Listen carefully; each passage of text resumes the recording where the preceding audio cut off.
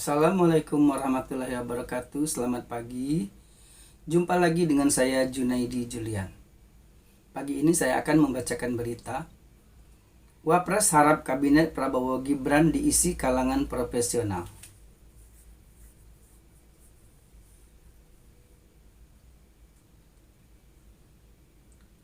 Wakil Presiden Ma'ruf Amin mengharapkan struktur Kabinet Presiden dan Wapres terpilih Prabowo Subianto Gibran Rakabuming Raka diisi oleh kalangan profesional. Saya kira yang pasti harus diisi oleh profesional, ujar Wapres usai menghadiri acara halal bihalal Majelis Ulama Indonesia MUI di Jakarta Selasa. Ia menyebut bahwa kalangan profesional tersebut bisa mempresentasikan diri dari partai politik maupun non-parpol. Cuma profesional itu bisa dia mempresentasikan partai politik. Bisa juga yang lainnya, nanti tergantung tentu negosiasinya, ujar Wapres. Kendati demikian, Wapres menekankan bahwa yang paling penting menteri-menteri itu juga harus profesional dalam menjalankan tugasnya. Profesionalnya ya profesional politisi atau profesional yang non-politikus, apa dari ormas, apa dari profesional murni, sebab dalam menjalankan tugas, menteri-menteri itu harus profesional, tuturnya. Diketahui Presiden Joko Widodo mengaku tidak memberi masukan soal pembentukan struktur Kabinet Prabowo Gibran.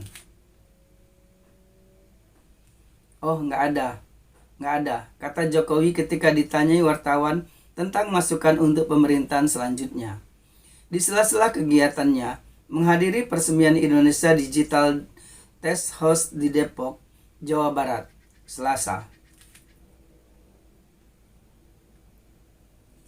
Sebelumnya, Wakil Ketua Umum Partai Gerindra Habibur Rahman menyebut Jokowi menjadi sosok yang paling banyak dimintai pendapat oleh Prabowo terkait pengisian kabinet pemerintahan 2024-2029.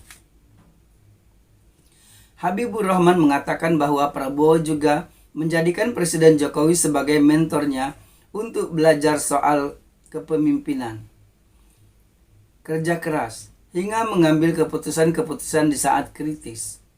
Meski demikian, dia menampik bahwa hal tersebut merupakan bentuk cawe-cawe atau ikut campur Presiden Jokowi dalam pengisian kursi menteri di Kabinet Pemerintahan 2024-2029. Bukan cawe-cawe, pastinya akan dimintai pendapat oleh Pak Prabowo, ujarnya. Berita selanjutnya.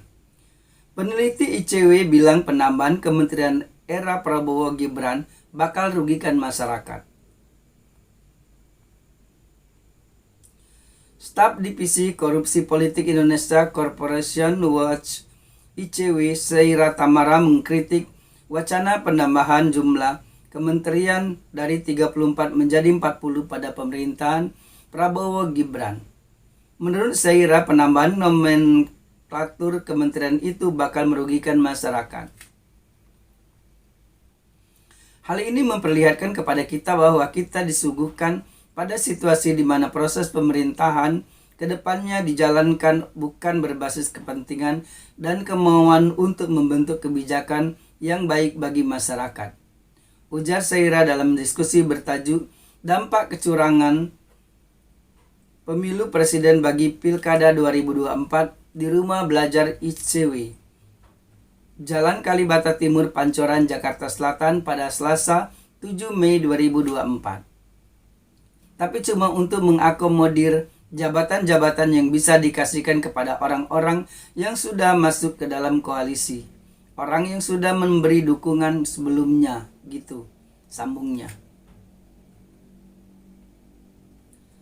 Seira menyoroti dukungan berupa koalisi gemuk pada Prabowo Gibran akhirnya tidak ada yang gratis dan ikhlas. Ini mirip yang tadi kita bahas, segala bentuk dukungan yang diberikan pada akhirnya enggak ada yang gratis dan secara ikhlas. tapi ada timbal baliknya. Dan umumnya pemberian timbal balik berupa jabatan dan lain sebagainya. Itu pada akhirnya yang menjadi rugi siapa? Ya masyarakat, ujarnya. Seira juga menyoroti masyarakat akan dipimpin oleh rezim pemerintahan yang duduk tidak berdasarkan kompetensi, melainkan sekedar berbagi jabatan. Ia menilai hal itu akan berdampak pada hajat hidup masyarakat ketika dipimpin orang yang tak memiliki kapabilitas. Karena pada akhirnya, kita hidup sebagai warga negara yang dipimpin oleh pemerintahan, oleh rezim, yang orang-orangnya duduk di sana tidak berdasarkan kompetensi, melainkan bagi-bagi jabatan saja.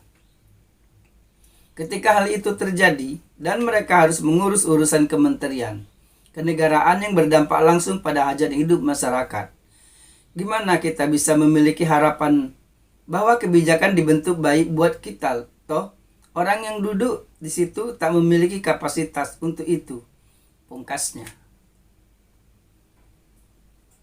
Itulah dua berita yang telah saya bacakan tadi. Wassalamualaikum warahmatullahi wabarakatuh. Selamat pagi.